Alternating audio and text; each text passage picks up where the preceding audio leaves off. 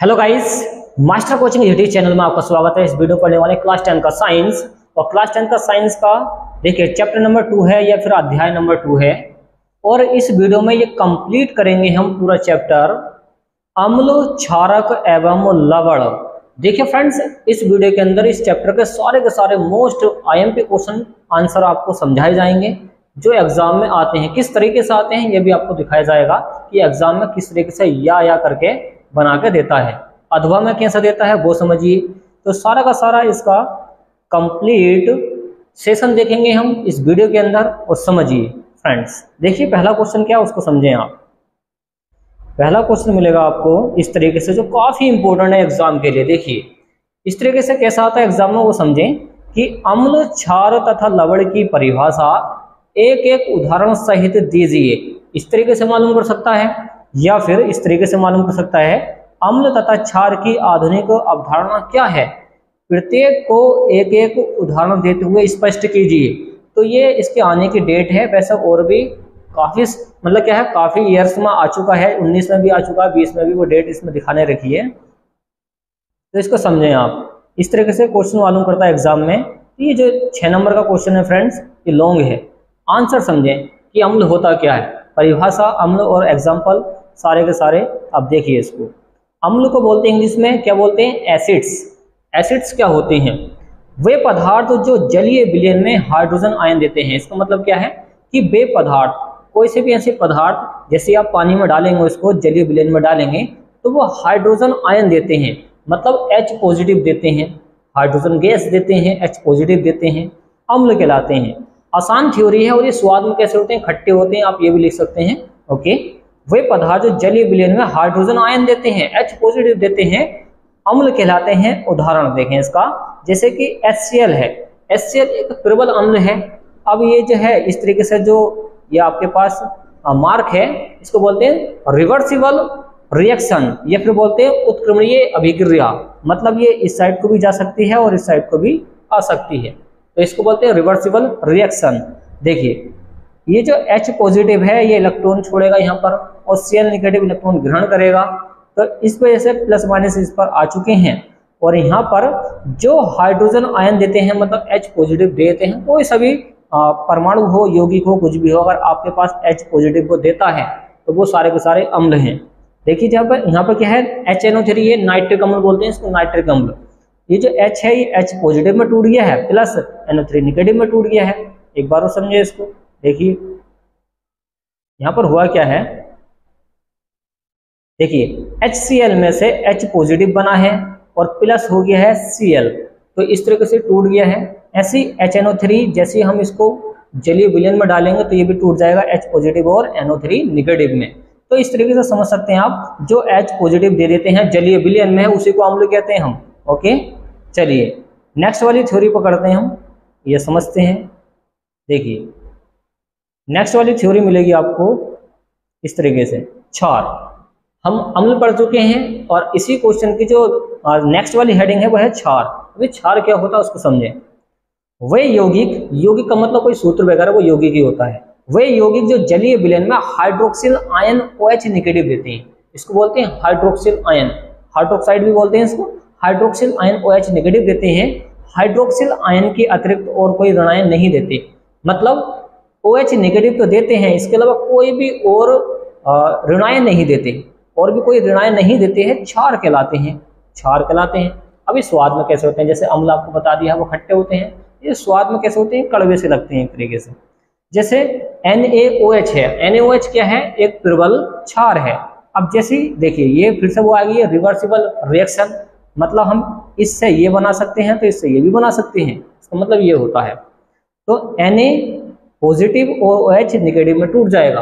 तो जो OH negative देते हैं, जो OH नेगेटिव देते हैं उसी को क्षार बोलते हैं। बिल्कुल आसान थ्योरी है। देखिए फ्रेंड्स, वे यौगिक जो जलीय विलयन में हाइड्रोक्सिल आयन OH नेगेटिव देते हैं, OH नेगेटिव देते हैं उसी को बोलते हैं क्षार। और इसके अलावा कोई और ऋण आयन नहीं देते हैं, क्षार कहलाते हैं। स्वाद में कड़वे से दिखाई देते हैं। और ये एक्स्ट्रा में थ्योरी है, आप चाहो तो इसको लिख सकते हो, नहीं तो यहाँ तक और रहने देना। ओके, और एग्जाम्पल इसके नोट कर लेना, जैसे कास्टिक सोडा है NaOH है, कास्टिक पोटास है KOH है, NaOH KOH, ये ध्यान पर रखना। तो जलीय विलयन में हाइड्रोक्सिल आयन भी जलयोजित हो जाते हैं, मतलब टूट जाते हैं। वे क्षारक जो जल में घुलनशील होते हैं क्षार कहलाते हैं। ये जल में भी घुलने चाहिए फ्रेंड्स, तभी ये क्षार कहलाएंगे। ओके, जैसे कास्टिक सोडा है NaOH है और KOH कास्टिक पोटास है। तो आसान है इसकी भी थ्योरी फ्रेंड्स। पहले वाले अम्ल में H पॉजिटिव दे रहे थे और आपके कौन दे रहे हैं आपके पास OH नेगेटिव। क्या है OH नेगेटिव। ओके फ्रेंड्स, तो चलिए इसके भी आप स्क्रीनशॉट ले सकते हैं और नेक्स्ट वाली थ्योरी पढ़ते हैं। देखिए नेक्स्ट वाली थ्योरी है लवण। लवण को बोलते हैं सॉल्ट्स। बेसिस पढ़ चुके हैं और एसिड भी पढ़ चुके हैं। अब है तीसरी वाली हेडिंग लवण। अभी लवण क्या होता है वो समझें। वे पदार्थ जिनके जलीय विलयन में हाइड्रोजन आयन H पॉजिटिव के अतिरिक्त, किसके H पॉजिटिव के अतिरिक्त कोई अन्य धनायन और हाइड्रोक्सिल आयन OH नेगेटिव के अतिरिक्त कोई अन्य ऋणायन नहीं हो, वो लवण कहलाते हैं। देखिए इसमें ध्यान से समझिए, आपको इसमें दोनों चीजें मिक्स हो गई हैं, अम्ल वाली और क्षार वाली दोनों चीजें मिक्स हैं। देखिए H पॉजिटिव भी देंगे OH नेगेटिव भी देंगे, मतलब प्लस और माइनस दोनों में टूट के आएंगे निकल के।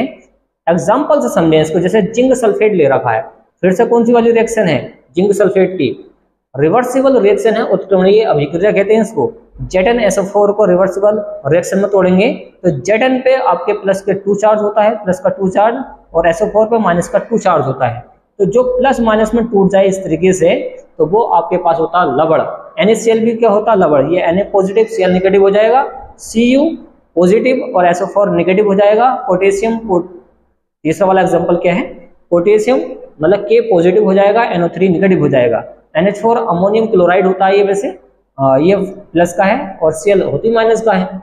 तो ये NaCl सोडियम क्लोराइड हो गया, ये कॉपर सल्फेट हो गया, ये पोटेशियम नाइट्रेट हो गया, ये अमोनियम क्लोराइड हो गया है।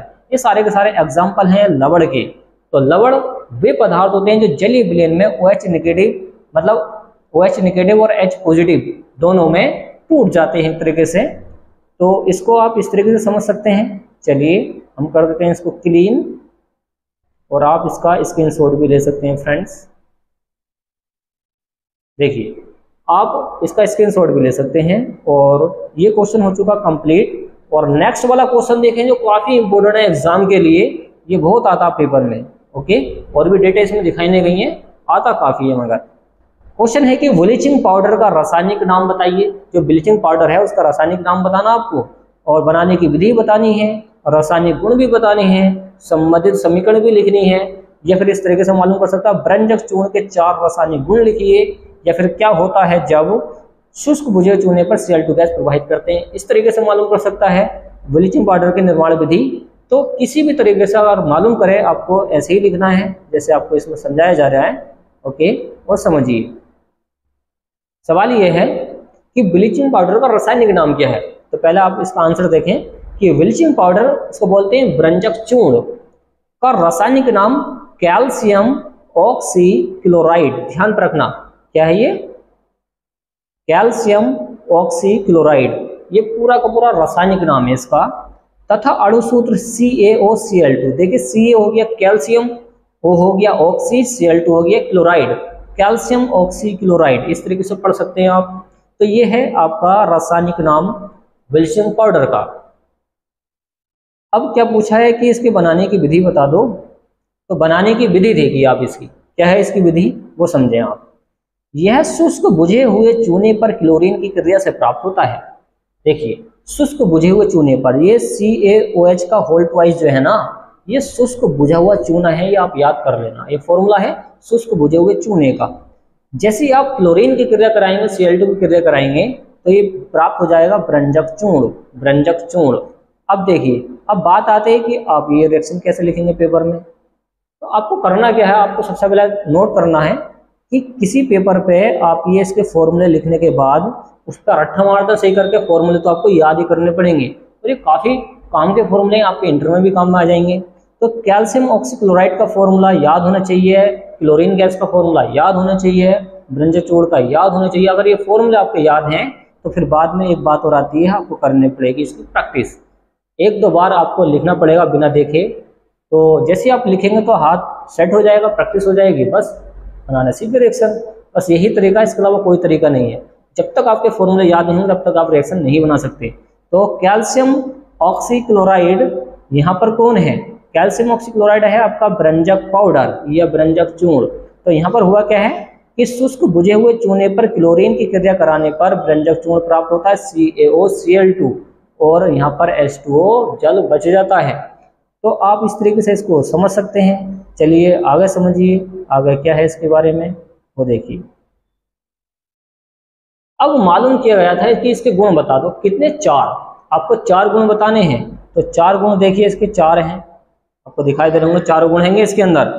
यह एक हल्के पीले रंग का ठोस पदार्थ है। तो आपको दिमाग में क्या बिठाना है, ये जो ब्रंजक चूर्ण होता है ये हल्के पीले रंग का ठोस पदार्थ होता है। कैसा होता है? ठोस, जिसमें क्लोरीन की गंध आती है। भाई क्लोरीन से तो ये बना है, Cl2 से तो बना है, तो क्लोरीन की तो खुशबू या गंध आएगी। पहला वाला तो बिल्कुल आसान है। ओके, दूसरा वाला देखें आप। इसे जल में घोलकर गर्म करने पर क्लोरीन गैस निकलती है। अब भाई इसको क्या करेंगे, हम जल में घोलेंगे, गर्म करेंगे तो क्लोरीन गैस निकल के चली जाएगी और तो भी चली जाएगी। तो इसका जलीय विलयन क्या हो जाता है? दूधिया सा हो जाता है। अब दूधिया क्यों हो जाता है? क्योंकि ये जो बुझा हुआ चूना है ये दूध की तरह मतलब सफेद सफेद होता है, तो इसको बोलते हैं दूधिया हो जाता है। तो हम क्या कर रहे हैं इसमें, देखिए कैल्शियम ऑक्सीक्लोराइड मतलब ब्रंजक चूर्ण की क्रिया H2O से कराने पर उसको कर रहे हैं हम फिर गर्म, पानी के साथ गर्म करेंगे तो आपके पास बुझा हुआ चूना बन जाएगा और क्लोरीन गैस उड़ के चली जाएगी। ये जो तीर दिखाई दे रहा है ये उड़ के चली गई है। तो इस तरीके से आप समझ सकते हैं। अब देखिए तीसरा वाला समझें। तीसरा वाला क्या है, यह तनु अम्लों के साथ क्रिया करके क्लोरीन गैस निकालता है। तनु अम्लों के साथ, अभी अम्ल क्या होते हैं देखिए, यहाँ पर H2SO4 दे रखा है। अम्ल क्या होते हैं? जो हाइड्रोजन आयन H पॉजिटिव देते हैं, पहली वाली थ्योरी में पढ़ चुके हैं। तो यह तनु अम्लों के साथ क्रिया करके क्लोरीन गैस निकालता है। कौन? ब्रंजक पाउडर CaOCl2। कैल्शियम ऑक्सीक्लोराइड या ब्रंजक पाउडर या चूर्ण कह सकते हैं, ये तनु अम्ल से क्रिया करेगा तो बनाएगा कैल्शियम सल्फेट और H2O, पानी तो बनेगा।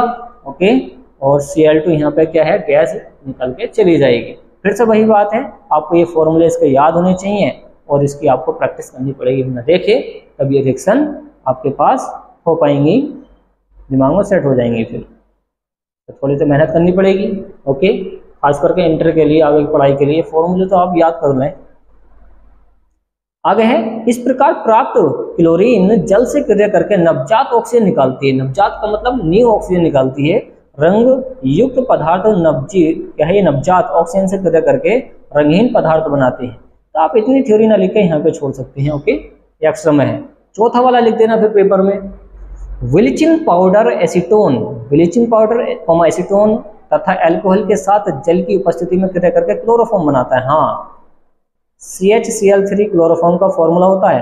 ये जो ब्लीचिंग पाउडर है या फिर एसीटोन है या फिर अल्कोहल है, ये तीनों के तीनों जल के साथ, ये जल की उपस्थिति में क्रिया करके क्लोरोफॉर्म बना देते हैं। क्लोरोफॉर्म क्या होता है? थोड़ा जहरीला होता है, जैसे कि फिल्मों में देखा होगा आपको, जो रुमाल लगाते हैं नाक से वो बेहोश हो जाते हैं तो उस पर क्लोरोफॉर्म लगा देते हैं, तो वो यही होता है क्लोरोफॉर्म। CHCl3 इसका फॉर्मूला होता है। तो उम्मीद आपको ये समझ में आया होगा फ्रेंड्स, तो इसके फॉर्मूले याद कर लेना। चलिए आगे समझिए। अब मालूम करेगा आपसे कि ब्रंजक पाउडर के यूज क्या है, उपयोग क्या है। तो उपयोग पढ़े इसके। ऊन को सिकुड़ने से बचाने के लिए ब्रंजक पाउडर का यूज करते हैं। अगर ऊन सिकुड़ ली है तो उसको आपको बचाना है तो ये लगा दो। आगे है ऑक्सीकारक के रूप में। ऑक्सीकारक का मतलब ऑक्सीजन का ऑक्सीकरण होता है, ऑक्सीजन को निकाल कर भेजते हैं। अच्छा है तीसरा वाला, क्लोरोफॉर्म बनाने में। अभी बताया था कि क्लोरोफॉर्म बनता है इससे, चीनी को सफ़ेद करने में। ये भी अच्छा काफ़ी है, मतलब फैक्ट्री के अंदर जो चीनी बनती है प्योर वाइट नहीं होती, वो उसको वाइट करने के लिए ब्रंजक पाउडर का यूज़ करते हैं, जो नुकसान पहुंचाते हैं। चीनी हमेशा नुकसान ही पहुंचाती है क्योंकि उसमें केमिकल मिले हुए होते हैं, क्योंकि ब्रंजक पाउडर केमिकल है। अब केमिकल इसमें यूज़ करेंगे चीनी को सफ़ेद करने में, ब्रंजक पाउडर को खाने का थोड़ी ना है, तो जैसे ही हम उसको लेंगे तो वो नुकसान पहुंचाता है कुछ मात्रा में। वैसे और भी केमिकल होते हैं जिससे उसका रिएक्शन रोकते हैं, नहीं तो फिर कुछ भी हो सकता है। आगे है पेयजल को जीवाणु रहित करने में। पेयजल का मतलब होता है पीने वाला पानी। पीने वाले पानी को जीवाणु रहित करने में, मतलब जो जीवाणु पड़े हुए होते हैं जीवाणु को मार देता है। कौन? ब्रंजक पाउडर। आगे है सूत, लकड़ी की लुगदी आदि का रंग उड़ाने में। अगर कोई लकड़ी है, सूत है, कुछ भी है, तो उसका रंग उड़ाने में आप ये यूज कर सकते हैं। ब्रंजक के रूप में इसका उपयोग किया जाता है। तो इसमें पूछा गया उपयोग, तो उपयोग आप 2 लिखें, 3 लिखें, कितने भी लिखते हैं आप, जो इसमें छोटे छोटे लग रहे हैं वो लिख सकते हैं। ओके, चलिए नेक्स्ट वाला क्वेश्चन पढ़ते हैं। ये भी काफी इंपॉर्टेंट है एग्जाम के लिए, इसको भी समझे ध्यान से। बेकिंग पाउडर खाने का सोडा का रासायनिक नाम एवं अणुसूत्र क्या है? किसका? बेकिंग पाउडर का। आपको क्या बताना है? बेकिंग पाउडर का इसमें बताना है क्या? अणुसूत्र। और इसको बनाने की विधि बतानी है, भौतिक गुण भी बताने हैं, रासायनिक गुण भी, ये सारी चीजें। ये भी काफी इंपॉर्टेंट है, इसकी डेट से आपको पता चल जाएगा, हर साल आते हैं, इसने किसी पेपर कोड में तो पक्के आते हैं। तो इसको भी समझें आप कि बेकिंग पाउडर क्या है या खाने का सोडा क्या है, हम क्यों खाते हैं इसको, समझिए। बेकिंग पाउडर का रासायनिक नाम लिखिए, पहले तो आपको रासायनिक नाम लिख देना है। बेकिंग पाउडर का रासायनिक नाम सोडियम बाइकार्बोनेट है, याद रखें, सोडियम बाइकार्बोनेट खाने के सोडे का क्या है? रासायनिक नाम है। तथा अणुसूत्र होता है NaHCO3, सोडियम बाइकार्बोनेट का सूत्र होता है NaHCO3। तो आप ये नोट कर लेना, क्या होता है? सोडियम बाइकार्बोनेट किसका रासायनिक नाम है? खाने के सोडे का। अणुसूत्र है NaHCO3। अब आती है बनाने की विधि, क्योंकि इसमें मालूम क्या है कि इसके बनाने की विधि बताओ ना। देखें, यह सोडियम हाइड्रोक्साइड के साथ, यह सोडियम हाइड्रोक्साइड के साथ सांद्र विलयन में अधिक मात्रा में कार्बन डाइऑक्साइड CO2 प्रवाहित करने पर प्राप्त होता है। बिल्कुल आसान तरीके से क्या होगा कि जैसे आप सोडियम हाइड्रोक्साइड की क्रिया किससे? CO2 गैस से कराएंगे तो आपके पास प्राप्त हो जाएगा कौन? Sodium bicarbonate. सोडियम बाइकार्बोनेट हुआ क्या? रिएक्शन से आपको पता चल जाएगा। देखिए, यहाँ पर सोडियम हाइड्रोक्साइड की क्रिया CO2 गैस से कराई है तो सोडियम कार्बोनेट प्राप्त होता है। फिर सोडियम कार्बोनेट की क्रिया जो यहाँ पे प्राप्त हुआ था, इसकी क्रिया फिर से CO2 गैस से कराई है दोबारा से, तो प्राप्त हो गया सोडियम बाइकार्बोनेट। अब बात आती है ये दो कहाँ से आ गया? ये हुआ का क्या है इसके अंदर, वो देखिए, ये आया वैलेंसी के लिए। देखिए, सोडियम बाइकार्बोनेट का जैसे आपने फॉर्मूला याद करा होगा Na2CO3, तो यहाँ पर Na कितने हैं? Na2 का मतलब Na कितने? 2। तो यहाँ पर Na2 करने के लिए 2 से गुणा करिए, यहाँ पर जो 2 से गुणा करिए इसी वजह से करिए। तो 2 Na हो गए, 2 ही O हो गए, 2 ही H हो गए। तो जिससे गुणा करते हैं वो सबके गुणा में रहता है। देखिए 2 O यहाँ पर हैं, 2 O यहाँ पर हैं, 4 O हैं। इस साइड में कितने हैं? 4 O हैं, इधर के गिन लें। 3 O यहाँ पर हैं, 1 ये है, तो इधर भी कितने हैं? 4 O हैं। तो O कंप्लीट है, Na भी कंप्लीट है। ओके, आगे समझिए, आगे क्या है वो देखिए H कितने यहाँ पर? 2 सब इससे गुणा करेंगे, इससे। आगे समझिए, देखिए, हाँ, यहाँ पर हमने क्या करा है फ्रेंड्स, देखिए, ये 2 से जो गुणा करिए आप समझ चुके होंगे। अब 2 से इस H की गुणा करेंगे तो 2H है, यहाँ पर H कितने हैं? H भी यहाँ पर 2 हैं, तो H तो यहाँ पर कंप्लीट है। अब यहाँ पर नीचे वाले रिएक्शन में क्या हुआ कि फिर से सोडियम कार्बोनेट की क्रिया, CO2 गैस से कराई है जल की उपस्थिति में, तो सोडियम बाइकार्बोनेट प्राप्त हो गया है। तो आपको ये फॉर्मूला याद करना पड़ेगा, सोडियम बाइकार्बोनेट का फॉर्मूला क्या होता है। देखिए, Na2 Na पूरे हैं, 2 Na मतलब इधर भी Na कितने? 2 हैं, इधर भी 2 हैं, मतलब Na पूरे हैं। कार्बन कितने इधर? C 1 है, और ये वाला 2 हो जाएंगे, तो 2 से गुणा करके C पूरे हैं इधर।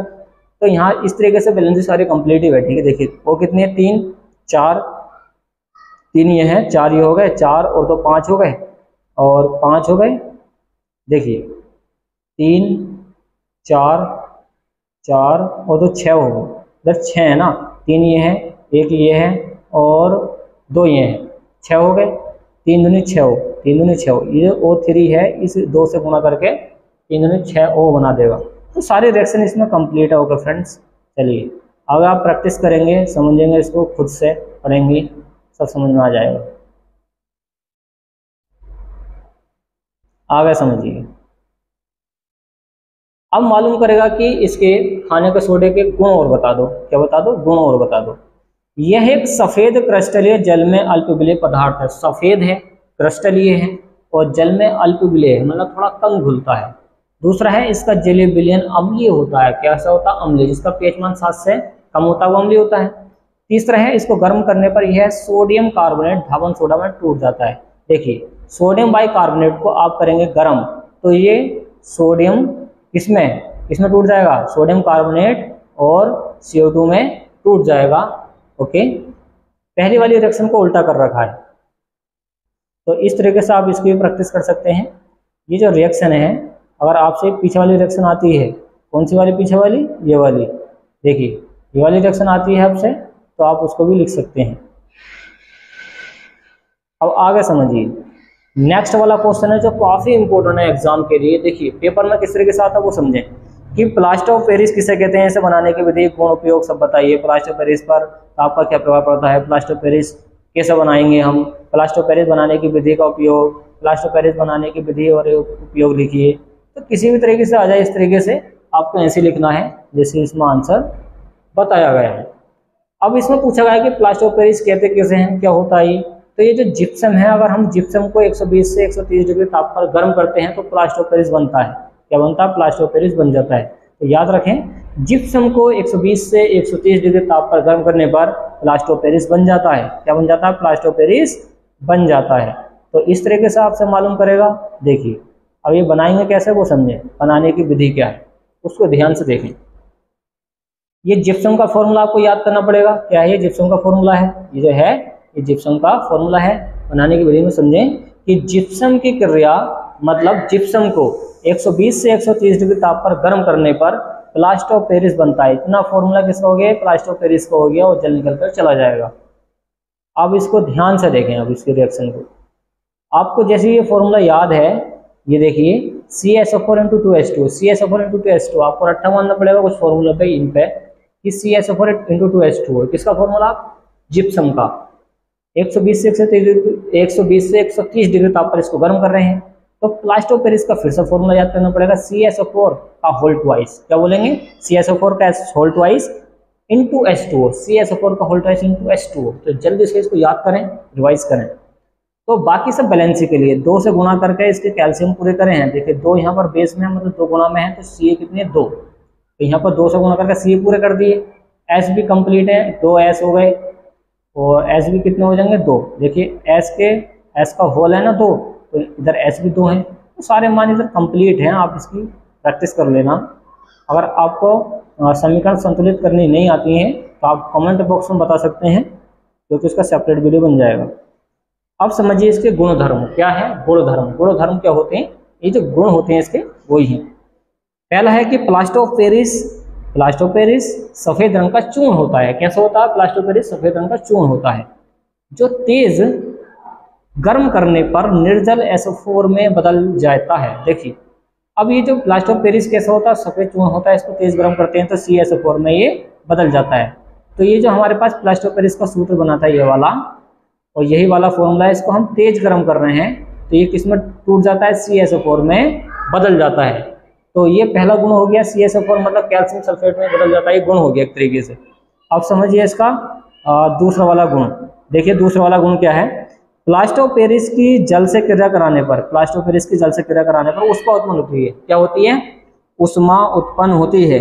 प्लास्टर ऑफ पेरिस की जल से क्रिया कराने पर ऊष्मा उत्पन्न होती है और वह शीघ्रता से जिप्सम में जम जाता है। अब देखिए जल से क्रिया कराई है तो ऊष्मा बनेगी तो ये जल्दी से जिप्सम में चेंज हो जाता, बदल जाता है। इस प्रक्रिया को प्लास्टर ऑफ पेरिस का जमना कहते हैं। इस तरीके से प्लास्टर ऑफ पेरिस जम जाता है। क्या होता है, प्लास्टर ऑफ पेरिस जम जाता है। जैसे सीमेंट जमता है, सीमेंट के अंदर प्लास्टर ऑफ पेरिस का यूज करते हैं, जैसे वो जम जाता है वैसे ही जम जाता है। CSO4 × H2O, ये किसका फॉर्मूला है, CSO4। यहाँ पर दिखाई दे रहा होगा आपको, क्या है, ये है प्लास्टर ऑफ पेरिस का। तो ये भी फॉर्मूला यही है, प्लास्टर ऑफ पेरिस का। जल से क्रिया कराई है तो तेजी से जिप्सम में बदल जाएगा। ध्यान से देखें, अगर आपको कोई सी भी एक रिएक्शन आती है, इसमें से कोई सी भी एक रिएक्शन की प्रैक्टिस कर रखी है तो आप ऑटोमेटिक दूसरी रिएक्शन बना सकते हैं। ओके, और इसकी प्रैक्टिस कर लेना सारी की सारी की। अब आते हैं उपयोग। शल्य चिकित्सा में, अगर शल्य चिकित्सा करनी मतलब अच्छी चिकित्सा करनी है, शल्य चिकित्सा में प्लास्टर पेरिस मतलब प्लास्टर करने में, हाँ ये वो पॉइंट है। जैसे आपने देखा हो किसी का हाथ टूट गया है तो वो हाथ डाल के इस तरीके से रहता पट्टी डाल के, तो वो जो कंडीशन होती है उसमें प्लास्टर ऑफ पेरिस का यूज करते हैं हड्डी को जोड़ने के लिए, जो पट्टी की जाती है वही वाला आएगा। दूसरा है सांचे और मॉडल बनाने में। सांचे का मतलब एक तरह से मूर्तियां हो गई, मॉडल मतलब ये जो बड़े बड़े मॉडल होते हैं, जैसा कि सरदार वल्लभ भाई पटेल की मूर्ति बनी हुई है ना, मॉडल एक तरीके से उनका, सरदार वल्लभ भाई पटेल का। तो ये जो बड़ी बड़ी मूर्ति हैं सांचे बनाने में सब इसका यूज करते हैं, किसका, प्लास्टर ऑफ पेरिस का। और मूर्तियां बनाने में, खिलौने बनाने में आगे भी दे रखा है, मूर्तियां बनाते हैं, बड़ी बड़ी खिलौने बनाते हैं प्लास्टर ऑफ पेरिस का यूज करके। तो इस तरीके से आप इस क्वेश्चन को समझ सकते हैं, जो काफी इंपोर्टेंट है एग्जाम के लिए। ओके, चलिए आगे समझिए, आगे है, ये भी काफी इंपॉर्टेंट है सवाल। देखिए, पीएच की परिभाषा दीजिए, इसका हाइड्रोजन आयन से क्या संबंध है। पीएच की परिभाषा क्या होती है, क्या संबंध होता है, जो फॉर्मूला है यही इसका संबंध है, जो संबंध है वो यही होता है। देखिए, पीएच अम्लों एवं क्षारकों के जलीय विलयन में, पीएच अम्लों एवं क्षारकों के जलीय विलयन में हाइड्रोजन आयनों की सांद्रता मापने की इकाई है। जो पीएच का मान है वो क्षारकों के जलीय विलयन में हाइड्रोजन आयनों की सांद्रता मापने की इकाई है। तो अब समझें, देखिए, और आपके इतनी थ्योरी याद नहीं है तो आप यहाँ से याद कर सकते हैं या फिर समझ सकते हैं, इसको देखें यहाँ से। देखिए, पीएच की परिभाषा में आप कैसे लिख सकते हैं, किसी विलयन का पीएच मान, किसी विलयन का पीएच मान, किसी विलयन का पीएच मान उसमें उपस्थित हाइड्रोजन आयन के सांद्रण के व्युत्क्रम के लघुगणक के बराबर होता है। देखो, किसी विलयन का पीएच मान जो पीएच है उसमें उपस्थित हाइड्रोजन आयन के लघुगणक के ऋणात्मक दर, जो माइनस का निशान है, ऋणात्मक दर के बराबर होता है। तो इस तरीके से आप लिख सकते हैं, जो एक्सटर्नल थ्योरी दे रखी है यहाँ तक, आप इसको छोड़ के आप यहाँ से इसको लिख सकते हैं इतना, फिर बाद में फॉर्मूला लिख देना, यही इसका संबंध है। जहाँ पर H पॉजिटिव आयनों का एक मोल बटा लीटर में सांद्रण है, क्या है, सांद्रण है। सांद्रण का मतलब एक तरीके से गाढ़ापन होता है। तो देखो, इसकी थ्योरी से हम इसकी परिभाषा लिखेंगे, समझे, इसको ध्यान से देखिए। किसी विलयन का पीएच मान, ये जो पीएच मान है, किसी विलयन का पीएच मान उसमें उपस्थित हाइड्रोजन आयन H पॉजिटिव, उसमें उपस्थित हाइड्रोजन आयन H पॉजिटिव के ऋणात्मक दर के, माइनस का मतलब ऋणात्मक दर के लघुगणक, एलओजी क्या होता है, लघुगणक के क्या होता है, बराबर होता है, क्या होता है, बराबर होता है। इस तरीके से आप क्या कर सकते हैं, इसको सोल्व कर सकते हैं, बना सकते हैं। ओके फ्रेंड्स, चलिए देखिए फ्रेंड्स, नेक्स्ट वाला क्वेश्चन है जो काफी इंपॉर्टेंट है एग्जाम के लिए, ये भी काफी आता है, ये आता है ज्यादा से ज्यादा हाफरली में बहुत आता है, जो हाफरली के एग्जाम होते हैं कॉलेज के अंदर। प्लास्टर ऑफ पेरिस को अर्धरोधी बर्तन में क्यों रखा जाना चाहिए, इसकी व्याख्या कीजिए। अर्धरोधी बर्तन में क्यों रखते हैं हम, आंसर देखें, प्लास्टर ऑफ पेरिस को अर्धरोधी बर्तन में रखा जाता है। अब हम क्या है, वजह बताएंगे कि क्यों रखा जाता है। प्लास्टर ऑफ पेरिस को अर्धरोधी बर्तन में रखा जाता है क्योंकि यह आर्द्रता, आर्द्रता मतलब नमी या जल के संपर्क में आकर, आर्द्रता हो, नमी हो, जल हो, सब तीनों एक ही बात है, इसके संपर्क में आकर तीव्रता से जिप्सम में परिवर्तित हो जाता है। जिप्सम क्या होता है, CH4 का होल ट्वाइस इंटू H2 होता है। ये होल ट्वाइस में लिख सकते हैं आप यहाँ पे, होल ट्वाइस करके। ओके, तो आप इस तरीके से लिख सकते हैं, पहला वाला फॉर्मूला लिख सकते हैं, उसमें कंफ्यूजन नहीं होना चाहिए। 1/2 का मतलब यहाँ पे ये होल ट्वाइस, यहाँ पे नीचे को ब्रैकेट में आ जाएगा नीचे। ओके, समझिए, प्लास्टर ऑफ पेरिस को अर्धरोधी बर्तन में रखा जाता है क्योंकि यह आर्द्रता, नमी, जल के संपर्क में आकर बड़ी तीव्रता से जिप्सम में परिवर्तित हो जाता है, जो कि बहुत ही कठोर पदार्थ बनाता है, कठोर बनाएगा, ये ध्यान रखना।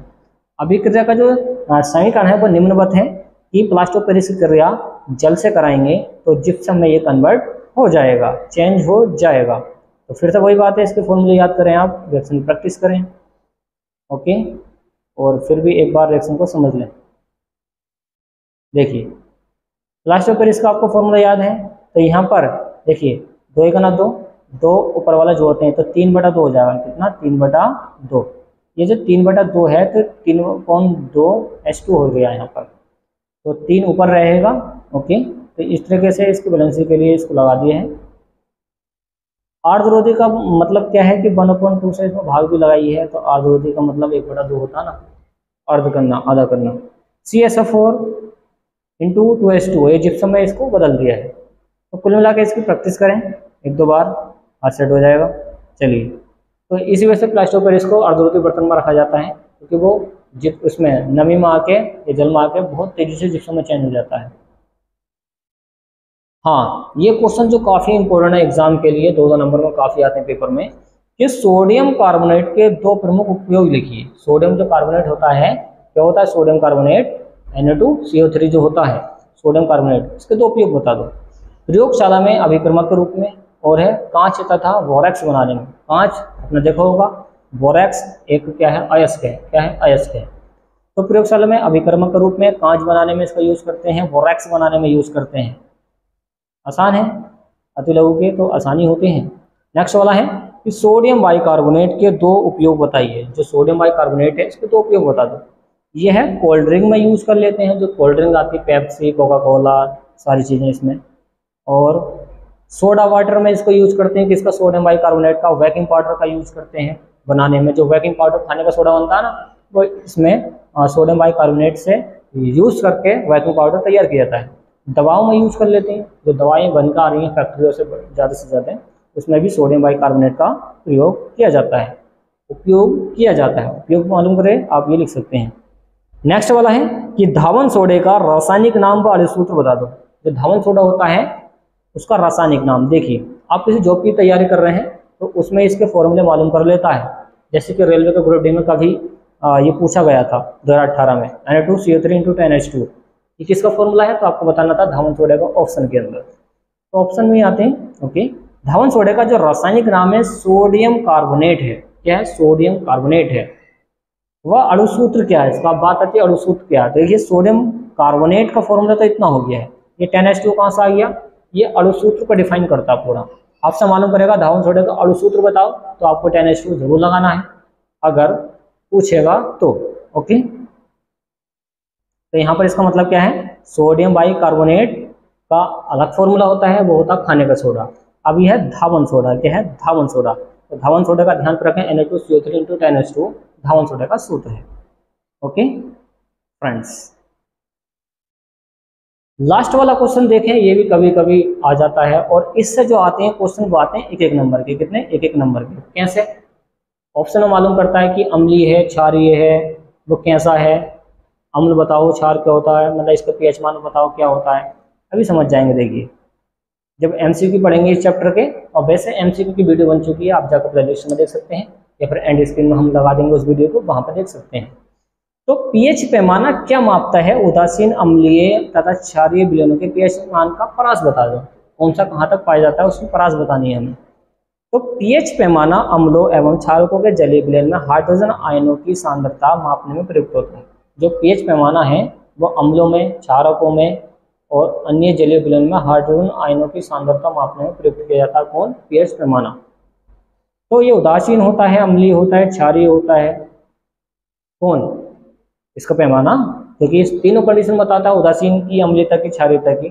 तो पीएच मान का परास निम्न प्रकार है।